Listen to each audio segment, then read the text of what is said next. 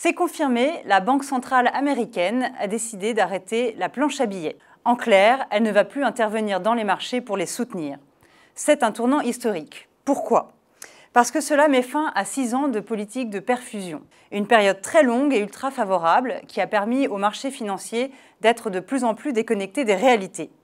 Wall Street a enchaîné des records et certains secteurs ont flambé, faisant craindre des bulles financières.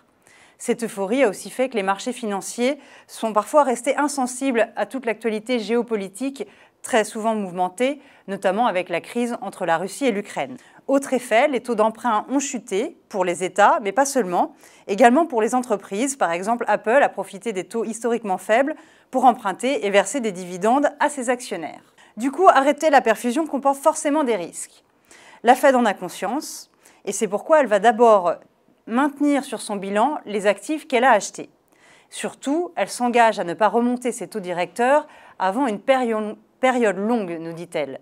Mais elle prévient aussi, elle peut accélérer le mouvement si les circonstances économiques le permettent.